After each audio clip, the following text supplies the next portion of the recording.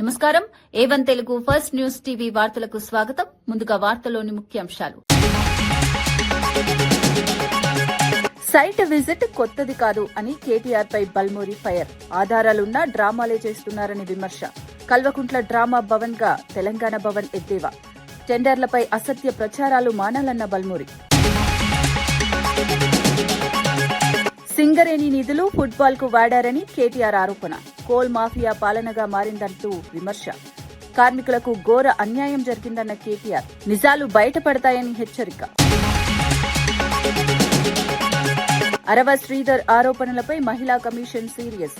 బాధితురాలికి న్యాయం చేస్తామని హామీ. సమగ్ర విచారణ చేపడతామని కమిషన్ స్పష్టం. మహిళల భద్రతపై రాజీ లేదన్న మహిళా కమిషన్. సూపర్ 6 హామీలతో ప్రజలు మోసపోయారు అన్న కాటసాని. ల్యాండ్ టైటిలింగ్ భయాందోళన సృష్టించారన్న ఆరోపణ. కూటమి ప్రభుత్వం అధికార యంత్రాంగం దుర్వినియోగం. హామీల అమలులో ఘోర వైఫల్యమన్న విమర్శ. కుటుంబ విభేదాలతోనే బీఆర్ఎస్ బలహీనమవుతోందన్న వ్యాఖ్య. కవిత వ్యాఖ్యలే పార్టీ స్థితికి నిదర్శనమన్న ఆది. ఫోన్ ట్యాపింగ్ ఆరోపణలు బీఆర్ఎస్ ను దెబ్బతీశాయన్న విమర్శ. అంతర్గత కలహాలే బీఆర్ఎస్ పతనానికి కారణమన్న వ్యాఖ్య. కాంగ్రెస్ ప్రైవేటు సైన్యంలా మారిన పోలీసులు. బీఆర్ఎస్ ఆరోపణలు. మాజీ ఎంపీ సంతోష్ కుమార్ సిట్ విచారణకు హాజరైన సందర్భంగా జరిగిన ఘటన తెలంగాణ రాజకీయాల్లో తీవ్ర దుమారం రేపింది. ఈ సందర్భంగా మీడియాతో మాట్లాడుతుండగా రాష్ట దివ్యాంగుల కార్పొరేషన్ మాజీ చైర్మన్ కేతిరెడ్డి వాసుదేవరెడ్డి పోలీసులు దురుసుగా ప్రవర్తించారని బీఆర్ఎస్ ఆరోపించింది. దివ్యాంగుడని కూడా చూడకుండా పోలీసులు నెట్టివేయడంతో ఆయన కింద పడిపోయి గాయాల పాలయ్యారని పార్టీ నేతలు మండిపడ్డారు. ప్రజాపాలన పేరుతో కాంగ్రెస్ ప్రభుత్వం అప్రకటిత ఎమర్జెన్సీని అమలు చేస్తోందని ఆరోపించారు. పోలీసులను రాజకీయ ప్రత్యర్థులను అణిచివేయడానికే ప్రైవేటు సైన్యంలా ఉపయోగిస్తున్నారని విమర్శించారు. ప్రజాస్వామ్యంలో ఇలాంటి ఘటనలు ఆమోదయోగ్యం కాదని, బాధ్యులపై తక్షణమే చర్యలు తీసుకోవాలని డిమాండ్ చేశారు. ఈ ఘటన రాష్ట్రంలో పాలనా వ్యవస్థపై ప్రశ్నలు లేవనెత్తుతోందని బీఆర్ఎస్ పేర్కొంది. దాంట్లో ఎందుకు పదే పదే ఇట్లాంటి వ్యవహారం కొనసాగుతుందో చూసుకోవచ్చు. ఇవాళ తనని ఇబ్బందులకు గురి చేస్తూ రోడ్డుపై ఉన్నటువంటి వ్యక్తులను కూడా ఇవాళ కావాలని పోలీసులు ఏ రకమైనటువంటి వ్యవస్థ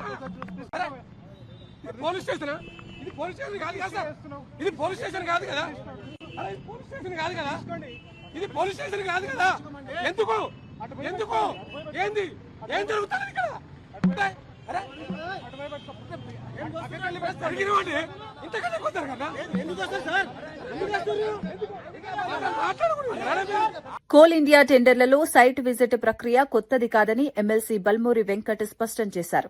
ఈ నిబంధన గతంలో బీఆర్ఎస్ హయాంలోనూ అనేక టెండర్లలో అమల్లో ఉందని గుర్తు చేశారు.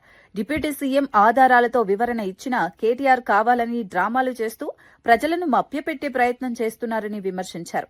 తెలంగాణ భవన్ ను ఇకపై కల్వకుంట్ల డ్రామా భవన్ గా మార్చుకుని నాటకాలు వేసుకుంటే మంచిదని ఎద్దేవా చేశారు. వాస్తవాలు ప్రజలకు తెలుసునని, రాజకీయ లబ్ది కోసం అసత్య ప్రచారాలు చేయడం సరికాదన్నారు.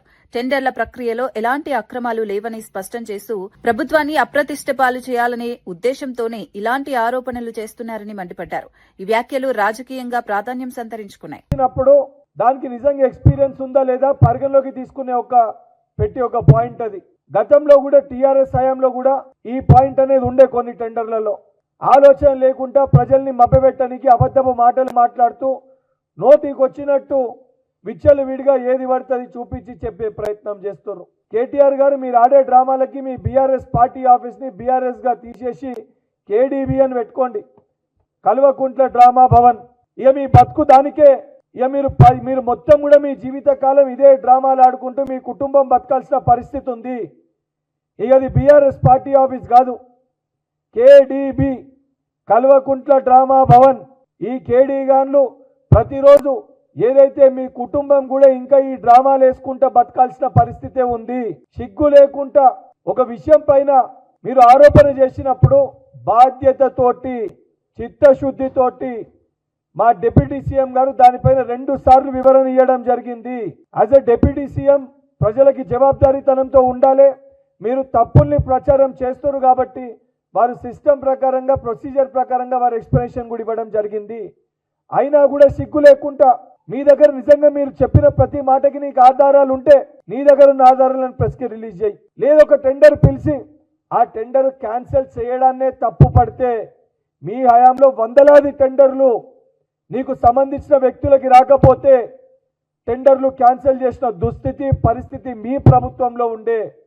అనేకమైన జియోల గురించి మీడియా వాళ్ళు ప్రశ్నించినప్పుడు ప్రెస్ మీట్లలో ఆధారాలు ఎక్కడ ఉన్నాయి, అసొంటిది జరగలేదని చెప్పి బుకాయించిన ఆనాడు ముఖ్యమంత్రి మీ అయ్యా దుబాయ్ శేఖర్ కాదా? అనేక సందర్భాల్లో ఎంతో మంది జర్నలిస్టులు ప్రశ్నిస్తే నువ్వు ఏ ఛానల్కి వెళ్ళి వచ్చినావని చెప్పి ఆ జర్నలిస్టులని ప్రెస్ మీట్ సాక్షిగా ఇబ్బంది పెట్టింది మీ ప్రభుత్వము. ఈ ప్రజా ప్రభుత్వంలో బాధ్యతతోటి చిత్తశుద్ధితోటి సింగరేణి అంశంపై కేటీఆర్ తీవ్ర స్థాయిలో విరుచుకుపడ్డారు. తెలంగాణలో సీఎం అంటే కోల్ మాఫియా అన్న స్థాయికి పరిస్థితి దిగజారిందని విమర్శించారు. సింగరేణి కుంభకోణంపై తాము లేవనెత్తిన ప్రశ్నలకు ఇప్పటివరకు ప్రభుత్వం నుంచి ఒక్క సమాధానం కూడా రాలేదన్నారు. దీనిపై స్పందించాల్సిన సీఎం రేవంత్ రెడ్డి ఫుట్బాల్ మ్యాచ్లు ఆడుతూ విదేశాల్లో తిరుగుతూ శిక్షణలు తీసుకుంటున్నానని పోజులు కొడుతున్నాడని ఎద్దేవా చేశారు. సింగరేణి నిధుల నుంచి 10 కోట్లు ఫుట్బాల్ మ్యాచ్ల కోసం దుర్వినియోగం చేశారని ఆరోపించారు. ఇది కార్మికులకు చేసిన ఘోర అన్యాయమన్నారు. సింగరేణి కార్మికులు ప్రజలు ఈ వ్యవహారాన్ని గమనిస్తున్నారని, నిజాలు బయటపడతాయని హెచ్చరించారు. సీఎం అంటే కోల్ మాఫియాకి నాయకుడిగా ఇవాళ రాష్ట్ర ప్రజలు ముఖ్యంగా సింగరేణి కార్మికులు భావించే పరిస్థితి వచ్చింది. ఇవాళ మీరు ఒక్కసారి అర్థం చేసుకుంటే ఈ కుంభకోణాన్ని రాష్ట్ర ప్రజలు ముఖ్యంగా సింగరేణి ప్రాంతంలో ఉండే మా కార్మిక సోదరులు కూడా అర్థం చేసుకుంటే చాలా స్పష్టంగా ఆధారాలతో సహా మేము బయటపెట్టిన తర్వాత ముఖ్యంగా మేము లేవనెత్తిన కొన్ని ప్రశ్నల విషయంలో ఇప్పటి వరకు ప్రభుత్వం నుంచి ఒక్క సమాధానం కూడా రావడం లేదు. ఇక ఇట్లాంటి ముఖ్యమైన గంభీరమైన సమస్య విషయంలో స్పందించాల్సిన ముఖ్యమంత్రి గారేమో అప్పుడప్పుడు ఫుట్బాల్ ఆడుతున్నాడు సింగరేణితో, లేదా ఇవాళ విదేశాల్లో తిరుగుతూ ఏదో పాఠాలు నేర్చుకుంటున్నా అంటూ పోజులు కొడతా ఉన్నాడు. కానీ నేను వారికి గుర్తు చేస్తా ఉన్నా, ఏ వయసులో ముచ్చట ఆ వయసులో జరగాలి. చదువుకోవాల్సిన టైంలో చదువుకోక ఇప్పుడు చదువుకుంటానంటే ఏం వస్తుందో ఒకసారి వారు కూడా ఆలోచించుకోవాలి.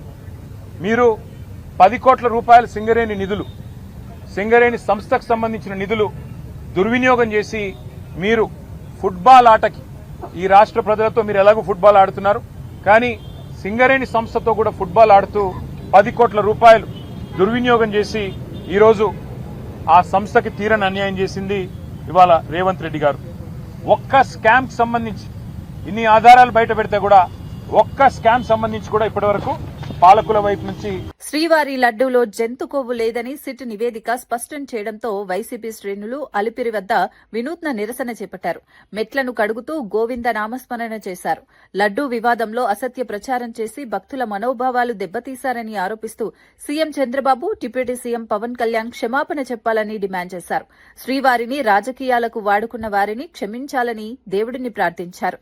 ఈ నిరసన భక్తి రాజకీయాల మేళవింపుగా మారిందని వైసీపీ శ్రేణుల వినూత్న ఆందోళన తిరుమల పరిసరాల్లో చర్చనీయాంశంగా మారింది. లడ్డూ అంశంపై కొనసాగుతున్న రాజకీయ వివాదం మరింత ముదిరే సూచనలు కనిపిస్తున్నాయి.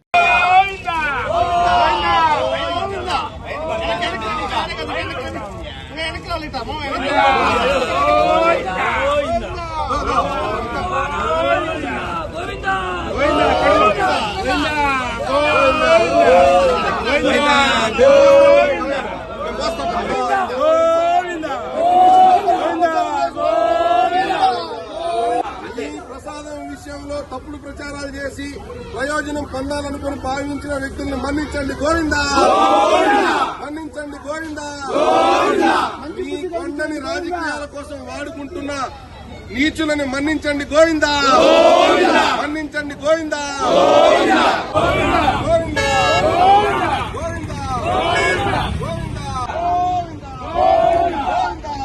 ఎమ్మెల్యే అరవ శ్రీధర్పై వచ్చిన లైంగిక వేధింపుల ఆరోపణలను రాష్ట మహిళా కమిషన్ తీవ్రంగా పరిగణించింది. కమిషన్ చైర్పర్సన్ రాయపాటి శైలజ బాధితురాలితో ఫోన్లో మాట్లాడి పూర్తి వివరాలు తెలుసుకున్నారు. బాధితురాలికి న్యాయం చేస్తామని, సమగ్ర విచారణ చేపట్టి తగిన చర్యలు తీసుకుంటామని భరోసా ఇచ్చారు. ఇటువంటి ఘటనలను ప్రభుత్వం సీరియస్ గా తీసుకుంటుందని కమిషన్ స్పష్టం చేసింది. మహిళల భద్రత విషయంలో ఎలాంటి రాజీ ఉండదని పేర్కొంది. విచారణలో వాస్తవాలు వెలుగులోకి తీసుకొచ్చి బాధ్యులపై చర్యలు తీసుకుంటామని తెలిపింది. నిన్నొచ్చి చెప్తున్నారు, మేము ఎలా తిరగాలి రోడ్ల మీద, మాకు అన్నం ముద్ద దిగట్లేదు, బయటికి రాలేకపోతున్నాము. ఇవే ఎవరు బాధ్యత తీసుకుంటారు వీటన్నిటికీ? ఒక ఛానల్లో ఒక ఎనలిస్ట్ ఒక జర్నలిస్ట్ కూర్చున్నారంటే సొంత అభిప్రాయం, అతను ఇది ఫస్ట్ టైం కాదు, అంతకుముందు కూడా మాట్లాడారు. అతను అలాంటి వాడు అలా మాట్లాడతా అని తెలిసినప్పుడు ఆ ఛానల్ బ్యాన్ చేయాలి అతను తీసుకోవటం. అంతేగాని ప్రజల్లో ఇంత ఆవేశం వచ్చింది, అందరూ కంప్లైంట్ చేస్తున్నారు, పోలీస్ స్టేషన్కి వెళ్ళి భయంతో అతని పర్సనల్ విషయాలు అతని ఆలోచనలు మాకు సంబంధం లేదని సరిపోదు. ఆ రోజు కూడా గత 5 ఏళ్లలో కూడా కొన్ని మీడియా ఛానల్స్ ఏదైనా కింద జర్నలిస్ట్ అన్న మాటలకి మేనేజ్మెంట్ వరకు కేసులు వెళ్ళి పెట్టారు కదా. మరి ఇప్పుడు మేనేజ్మెంట్ ఎలా తప్పించుకుంటుంది? కనీసం మేనేజ్మెంట్ రెస్పాన్సిబుల్గా కూడా బయటకు వచ్చి క్షమాపణ చెప్పలేదు. ఇప్పటికి కూడా ఆ యాంకర్ కూడా క్షమాపణ చెప్పలేదు. అడిగితే చెప్తాలి అన్నట్టు మాట్లాడాడు. ఐ థింక్ మీరు అందరు కూడా చూసే ఉంటారు ఆ వీడియో. ఎక్కడైనా క్షమాపణ కనపడిందా? ఇంకా మేము చేసింది కరెక్టే, దీన్ని మిగతా ఛానల్స్ తప్పుగా ప్రచారం చేస్తున్నారని చెప్తున్నారు. సో బేసిక్లీ ఇదేంటంటే పోలీస్ యాక్షన్ జరుగుతుందండి.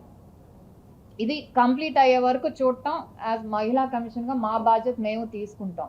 తర్వాత ఇది మళ్ళీ జరగకుండా ఏ ఛానల్లో రిపీట్ అవ్వకుండా చూడటం మనందరి మీద బాధ్యత ఉంది. ముఖ్యంగా ప్రెస్ కౌన్సిల్ ఆఫ్ ఇండియాకు కూడా మేము లెటర్ రాస్తాం. ఎందుకంటే ఇలాంటి ఛానల్స్ లైసెన్స్ కనుక క్యాన్సిల్ చేయకపోతే ఇంకో ఛానల్స్ ఇదే మాట అంటాయి, రేపు మమ్మల్ని ఎవరు చేయలేరు అనే ధీమా వస్తుంది. అలాగే ministry of information and broadcasting వీళ్ళందరికి కూడా లెటర్ రాసి మా సైడ్ నుంచి మేము డెఫినెట్ ఇది చేయాలి. ఎందుకంటే ఇది కేవలం ఒక స్టేట్కి సంబంధించిన ఇష్యూ కాదు, ఇలాంటి ఇంకో స్టేట్లో జరగచ్చు. ఈజీగా మహిళల్ని టార్గెట్ చేస్తున్నారు ప్రతి విషయంలో. సో తప్పకుండా వీటి మీద యాక్షన్ తీసుకోండి అని మేము ఆ 2 కౌన్సిల్స్ కూడా రాస్తాము. కర్నూలులో మాజీ ఎమ్మెల్యే కాటిసాని రాంభూపాల్ రెడ్డి టీడీపీ ప్రభుత్వంపై తీవ్ర విమర్శలు చేశారు. చంద్రబాబు నాయుడు ఎన్నికల సమయంలో ఇచ్చిన సూపర్ 6 హామీలు ప్రజలను మభ్యపెట్టడానికే తప్ప అమలుకు రావడం లేదని ఆరోపించారు. ముఖ్యంగా ల్యాండ్ టైటిలింగ్ యాక్ట్ విషయంలో అసత్య ప్రచారం చేసి ప్రజల్లో భయాందోళనలు సృష్టించారని మండిపడ్డారు.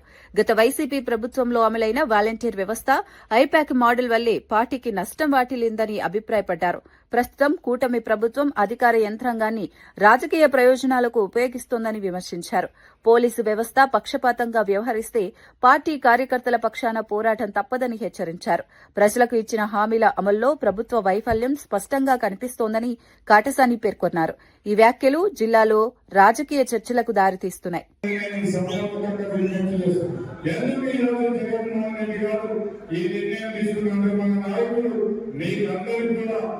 ఫోటో డిజిటల్ వెన్నిపెట్టనేది మీరు చేసే కార్యక్రమాలన్నీ కూడా మనం దాంట్లో ఇంక్లూడ్ చేయడానికి ఏ కార్యకర్త పార్టీ కోసం కష్టపడి పనిచేస్తున్నారో అటువంటి నాయకుని గుర్తించడానికే మనం ఈ కమిటీలు, ఈ ఫోటోలు, ఈ ఐడి కార్డులు పెట్టడం జరుగుతుంది.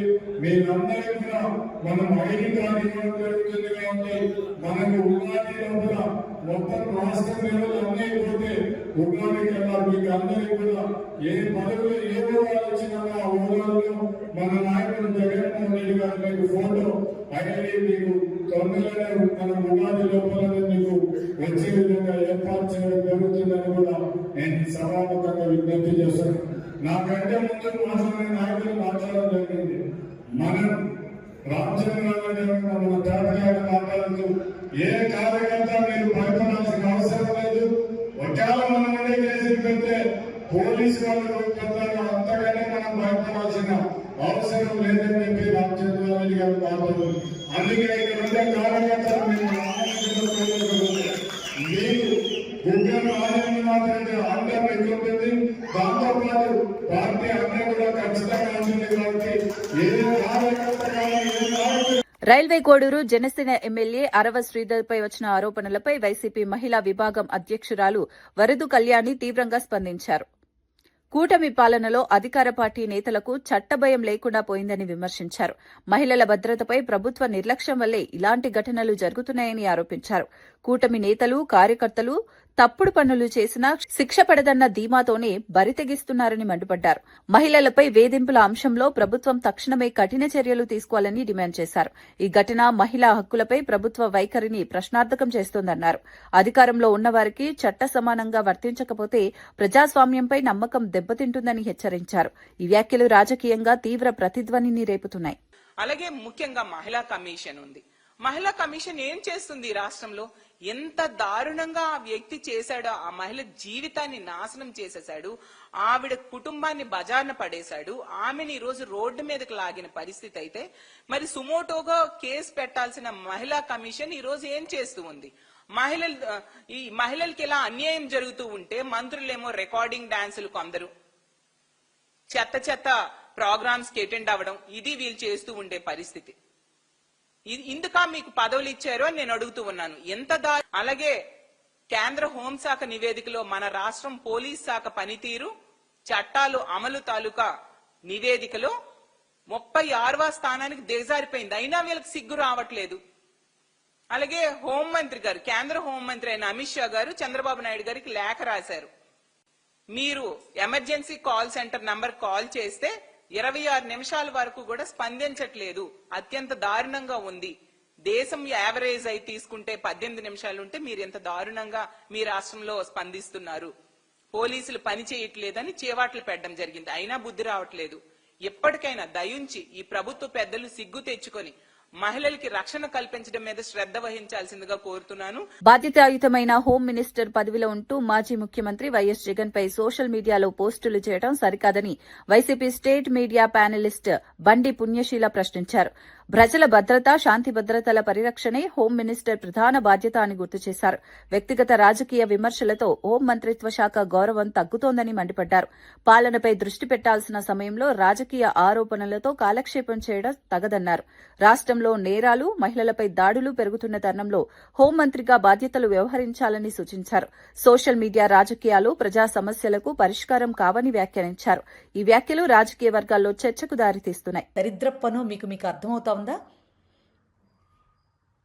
You are in good position, you are honourable home minister. అది గుర్తుపెట్టుకోండి తల్లి. వైఎస్ఆర్సీపీ నేతలు కోళ్లను కోసినా కుక్కల్ని కోసినా కూడా తీసుకెళ్లి రోడ్ల మీద నడిపిస్తూ దరిద్రంగా ట్రీట్మెంట్లు ఇప్పిస్తున్నారు. అదే మీ మినిస్టర్లు, మీ ఎమ్మెల్యేలు సంక్రాంతి పండుగను అడ్డం పెట్టుకుని ఆడవాళ్ళని అశ్లీలతతో దరిద్రంగా బట్టలు ఉడదీయించి డాన్సులు వేయిస్తే మాత్రం తమరు ఎక్కడున్నారమ్మా? అలాంటివన్నీ మనకి దగ్గరికి రావు, ఆలోచనలకు కూడా రావు, మన కళ్ళకేవి కనిపించవు. కానీ జగన్మోహన్ రెడ్డి గారు తుమ్మినా, దగ్గినా, ఉన్నా లేకపోయినా అన్నీ కనపడతా ఉంటాయి. 19 to 24లో 2.5 ఏళ్ళు దగ్గర కరోనా కాలం విలయతాండవం చేస్తే అసలు మీ నాయకుడు హైదరాబాదు ఇంట్లో నుంచి బయటికి రాలా, మీరెక్కడా కనపడలా. మా నాయకుడు ఈ రోజుకి కూడా వారానికి 4 రోజుల పాటు అందుబాటులో ఉండి ప్రజల సమస్యల మీద పోరాడుతున్నాడు. అందుకే కదా 11 సీట్స్ వచ్చినా కూడా ఒక్కొక్కళ్ళకి తడిసిపోతోంది. భగవంతుడిచ్చిన అవకాశాన్ని సద్వినియోగం చేసుకుని మీ స్థాయిలు దిగజార్చుకోకుండా ఇట్లాంటి వెకిలి వేషాలుగా పోస్టింగులు పెట్టకుండా అమ్మా, మీరొక గౌరవప్రదమైనటువంటి పొజిషన్లో ఉన్న స్త్రీమూర్తిగా మిమ్మల్ని మీరు కంట్రోల్ చేసుకుంటూ సొసైటీకి ఏమన్నా చేసే ప్రయత్నం చేయండి మా. సింగరేణి సంస్థలో జరుగుతున్న అవకతవకలపై బీఆర్ఎస్ నేతలు గవర్నర్ను కలిసి వినతి పత్రం అందజేశారు. కేటీఆర్ నేతృత్వంలోని బృందం కాంగ్రెస్ ప్రభుత్వం సింగరేణి వ్యవహారంలో అవినీతి చర్యలకు పాల్పడుతోందని ఆరోపించింది. సైట్ విజిట్ పేరుతో నిధుల దుర్వినియోగం జరుగుతోందని గవర్నర్కు వివరించారు. కార్మికుల సంక్షేమాన్ని పక్కన పెట్టి రాజకీయ లాభాల కోసం నిర్ణయాలు తీసుకుంటున్నారని విమర్శించారు. సింగరేణి సంస్థ తెలంగాణ ప్రజల ఆస్తి అని, దాన్ని కాపాడుకోవాల్సిన బాధ్యత ప్రభుత్వానిదేనని స్పష్టం చేశారు. ఈ అంశంపై తక్షణమే జోక్యం చేసుకోవాలని గవర్నర్ను కోరారు. ఈ భేటీ రాష్ట్ర రాజకీయాల్లో ప్రాధాన్యత సంతరించుకుంది.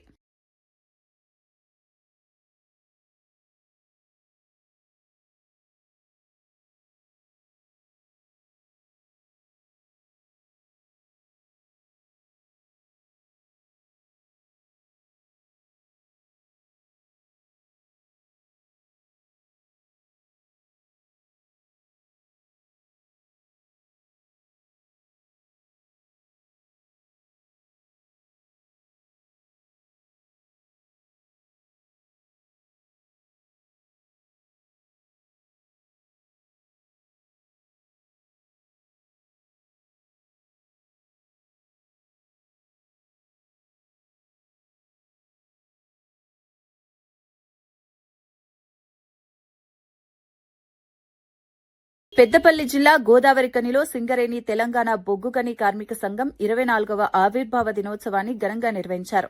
ఈ సందర్భంగా కార్మికుల హక్కులు, సంక్షేమం కోసం సంఘం చేసిన పోరాటాలను నేతలు గుర్తు చేశారు.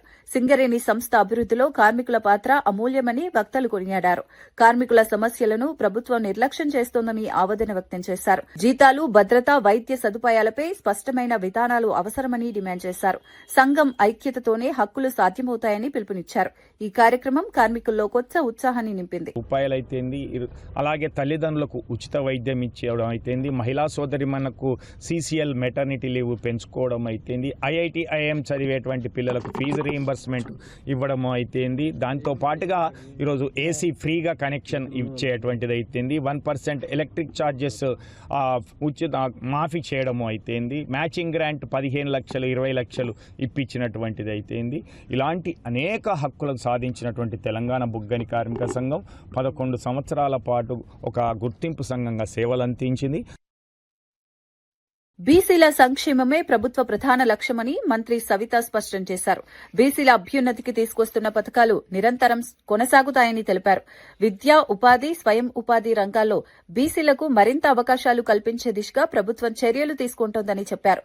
బీసీ కార్పొరేషన్లకు అవసరమైన నిధులు విడుదల చేసి లబ్దిదారులకు సకాలంలో సహాయం అందేలా పర్యవేక్షణ చేస్తున్నట్లు వివరించారు. బీసీ యువతకు స్కిల్ డెవలప్మెంట్, శిక్షణ కార్యక్రమాలు విస్తరించనున్నట్లు వెల్లడించారు. గ్రామీణ ప్రాంతాల్లో బీసీల జీవన ప్రమాణాలు మెరుగుపడేలా ప్రత్యేక కార్యాచరణ అమలు చేస్తున్నామని పేర్కొన్నారు. గతంలో జరిగిన నిర్లక్ష్యానికి తావు లేకుండా ప్రతి అర్హుడికి ప్రభుత్వ పథకాలు చేరేలా కూటమి ప్రభుత్వం కట్టుబడి ఉందని మంత్రి సవిత భరోసా ఇచ్చారు.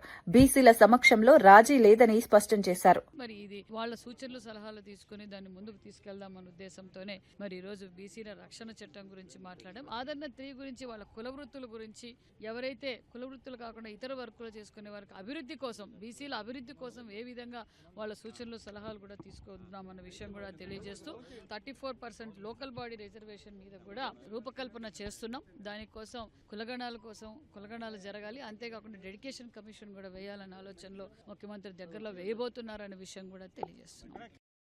రిటైర్డ్ ఉద్యోగుల బకాయిలు విడుదల చేయడంలో ప్రభుత్వం నిర్లక్ష్యం వహిస్తోందని తెలంగాణ బీజేపీ శాసనసభాపక్ష నేత మహేష్ రెడ్డి తీవ్ర విమర్శలు చేశారు. వేల కోట్ల రూపాయలు కాంట్రాక్టర్లకు చెల్లించేందుకు నిధులు ఉంటే జీవితాంతం సేవ చేసిన ఉద్యోగులకు రిటైర్మెంట్ బెనిఫిట్స్ ఇవ్వడానికి ప్రభుత్వం ఎందుకు వెనకడుగు వేస్తోందని ప్రశ్నించారు. డీఏ బకాయిలు, పెన్షన్, మెడికల్ రీయింబర్స్మెంట్ ఆలస్యం వల్ల పలువురు ఉద్యోగులు తీవ్ర మనోవేదనకు గురై మరణించారని ఆరోపించారు. ఇది ప్రభుత్వ నిర్లక్ష్యానికి నిదర్శనమని మండిపడ్డారు. పెండింగ్ లో ఉన్న 5 డీఏలు వెంటనే విడుదల చేయాలని డిమాండ్ చేశారు. ఉద్యోగుల సమస్యలపై స్పందించకపోతే బీజేపీ ఉద్యమాన్ని మరింత ఉధృతం చేస్తుందని హెచ్చరించారు. ఉద్యోగుల హక్కుల కోసం పోరాటం ఆగదని స్పష్టం చేశారు. దాన్ని ఊసేలేదు. రాష్ట్ర ప్రభుత్వం అధికారులు చేపట్టక ముందు కాంగ్రెస్ పార్టీ ఇచ్చినటువంటి హామీలు ఈ రోజు నెరవేర్చకపోగా రిటైర్డ్ ఉద్యోగస్తులను ఇబ్బంది పెడుతున్నటువంటి రాష్ట్ర ప్రభుత్వం, వేల కోట్ల రూపాయలు కాంట్రాక్టర్లకు బిల్లులు ఇచ్చేటువంటి ఈ రాష్ట్ర ప్రభుత్వం, రివర్స్ ఎస్టిమేషన్ల పేరు మీద వేల కోట్ల రూపాయలు చెల్లిస్తున్నటువంటి ఈ ప్రభుత్వం ఎందుకోసం అని చెప్పి ఉద్యోగస్తుల్ని, రిటైర్డ్ ఉద్యోగస్తుల్ని ఈ రకంగా గోసపెడతా ఉన్నదో ప్రభుత్వం సమాధానం చెప్పాలని చెప్పి నేను కోరుతా ఉన్నాను. రిటైర్మెంట్ బెనిఫిట్ జాప్యం, వైద్య సదుపాయ సమస్యలు, అనేకమైనటువంటి సమస్యలు. ఈరోజు హెల్త్ కార్డులు ఇష్యూ చేయలేదు. చాలా ఆసుపత్రుల్లో ఈరోజు మందులు లేవు. మరి చాలా మంది ఈరోజు బాధితులైనటువంటి రిటైర్డ్ ఎంప్లాయీస్ ఈరోజు ఇబ్బంది పడుతూ ఉన్నారు. వారికి రావాల్సిన రీఎంబర్స్మెంట్ కూడా సకాలంలో రాక ఈరోజు ఉద్యోగస్తులు ఇబ్బంది పడుతున్నటువంటి అంశాలను ఖచ్చితంగా భారతీయ జనతా పార్టీ ఈ మీడియా ద్వారా అడుగుతా ఉన్నాం. ఎప్పటి లోపల మరి ఈ రిటైర్డ్ ఎంప్లాయీస్ సమస్యను పరిష్కారం చేస్తారు, లేని పక్షంలో వారి తరఫున Bharatiya Janata party. ఉండవల్లిలోని CM camp కార్యాలయంలో ముఖ్యమంత్రి చంద్రబాబు నాయుడు కీలక సమీక్షా సమావేశం నిర్వహించారు. పూర్వోదయ, సాక్షి, రాష్ట్ర ప్రభుత్వ నిధుల సమన్వయంతో పెండింగ్ ప్రాజెక్టులను వేగంగా పూర్తి చేయడంపై చర్చించారు. వివిధ శాఖల మంత్రులు, ఉన్నతాధికారులు సమావేశంలో పాల్గొన్నారు. నిధుల వినియోగంలో పారదర్శకత ఉండాలని, పనుల పురోగతిపై నిరంతర పర్యవేక్షణ చేయాలని సీఎం ఆదేశించారు. రాష్ట్ర అభివృద్ధికి కీలకమైన ప్రాజెక్టు మరింత ఆలస్యం కాకుండా నిర్ణీత గడువుల్లో పూర్తి చేయాలని స్పష్టం చేశారు. కేంద్ర, రాష్ట్ర నిధుల సమన్వయంతో మౌలిక వసతుల అభివృద్ధిని వేగవంతం చేయాలని సూచించారు. ప్రజలకు ఉపయోగపడే పనులే ప్రాధాన్యంగా ఉండాలన్నారు. సమీక్ష అనంతరం శాఖల వారీగా కార్యాచరణ రూపొందించనున్నట్లు అధికారులు తెలిపారు.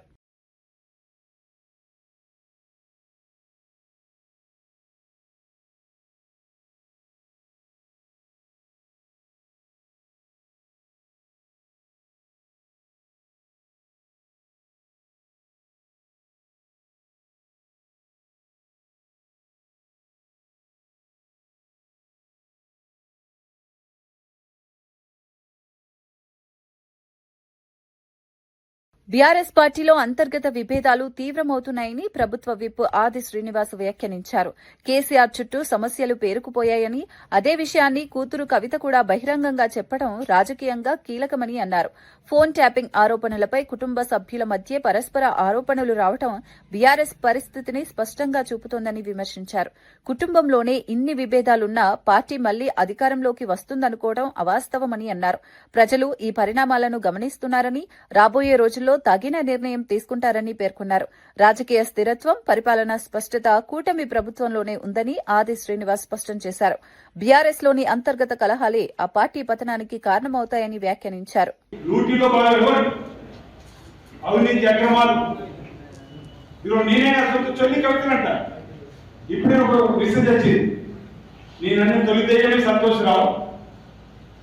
ఆయన సీట్ ద్వారా టెలిఫోన్ ట్యాగ్ లో మీరు మాట్లాడడానికి విచారణ పిలిపించింది, ఆయన చర్యలు రిటర్న్ తీసుకోవాలి. నేను మా నాన్నగారు మై డియర్ డాడీ ఒక లేఖ రాసింది, కవిత గారికి అంతా చూశాను. మై డియర్ డాడీ ఒక లేఖ రాస్తూ మా డాడీ చుట్టూ దయ్యాన్ని ఆయన కాదు, కానీ ఇప్పుడే ఉంటుంది. ఈరోజు ఆ మొదటి దయ్యం సంతోషరావు అంటారు. ఆ మొదటి దయ్యం సంతోషరావు అంటారు. ఈరోజు రెండోది హరీష్ రావు చెప్పి నిన్ననే చెప్పగలిగింది. తర్వాత కేటీఆర్ కూడా అనేక ప్రశ్నలు చెల్లి, అరే నా భర్త టెలిఫోన్ ట్యాపింగ్ చేపిస్తావాడు, ఆయన తమ్ముడు లేకుండా సొంత బావ టెలిఫోన్ ట్యాపింగ్ చేస్తావాడు అని చెప్పని కూడా కవితలండి. మేము ఆ రోజు అందరూ మా శ్రీశైలం అంటే రాజకీయ కక్ష సాధింపుతో అనుకుంటున్నావు అన్నారు. కానీ ఈరోజు కవిత అంటుంది కదా, నేను అనుకుంటే ఇంకో 2-3 రోజులైతే పోసి 2-3 నెలలైతే హరీష్ రావు కూడా అంటున్నాడు నా టెలిఫోన్ ట్యాపింగ్ అని. ఎందుకంటే వ్యవస్థ అలాంటిది. కుటుంబంలోనే ఇప్పుడు వాళ్ళ మీద ఒకరికి ఒకరు ఆరోపణ చేసుకుంటే పరిస్థితులు రేపు ఆ పార్టీ ఉంటుందో లేదో సందర్భం, ఆ పార్టీ వస్తుందో లేని సందర్భం. వార్తలు ముగించే ముందు ముఖ్యాంశాలు మరోసారి. సైట్ విజిట్ కొత్తది కాదు అని కేటీఆర్ పై బల్మూరి ఫైర్. ఆధారాలున్నా డ్రామాలే చేస్తున్నారని విమర్శ. కల్వకుంట్ల డ్రామా భవన్ గా తెలంగాణ భవన్ ఎద్దేవా. టెండర్లపై అసత్య ప్రచారాలు మానాలన్న బల్మూరి. సింగరేణి నిధులు ఫుట్బాల్ కు వాడారని కేటీఆర్ ఆరోపణ. కోల్ మాఫియా పాలనగా మారిందంటూ విమర్శ. కార్మికులకు ఘోర అన్యాయం జరిగిందన్న కేటీఆర్. నిజాలు బయటపడతాయని హెచ్చరిక. అరవ శ్రీధర్ ఆరోపణలపై మహిళా కమిషన్ సీరియస్. బాధితురాలికి న్యాయం చేస్తామని హామీ. సమగ్ర విచారణ చేపడతామని కమిషన్ స్పష్టం. మహిళల భద్రతపై రాజీ లేదన్న మహిళా కమిషన్. సూపర్ 6 హామీలతో ప్రజలు మోసపోయారు అన్న కాటసాని. ల్యాండ్ టైటిలింగ్ భయాందోళన సృష్టించారన్న ఆరోపణ. కూటమి ప్రభుత్వం అధికార యంత్రాంగం దుర్వినియోగం. హామీల అమలులో ఘోర వైఫల్యమన్న విమర్శ. కుటుంబ విభేదాలతోనే బీఆర్ఎస్ బలహీనమవుతోందన్న వ్యాఖ్య. కవిత వ్యాఖ్యలే పార్టీ స్థితికి నిదర్శనమన్న ఆది. ఫోన్ ట్యాపింగ్ ఆరోపణలు బీఆర్ఎస్ ను దెబ్బతీశాయన్న విమర్శ. అంతర్గత కలహాలే బీఆర్ఎస్ పతనానికి కారణమన్న వ్యాఖ్య. ఇవి ఈనాటి వార్తా విశేషాలు. మరో బులెటిన్లో మళ్లీ కలుద్దాం. నమస్కారం.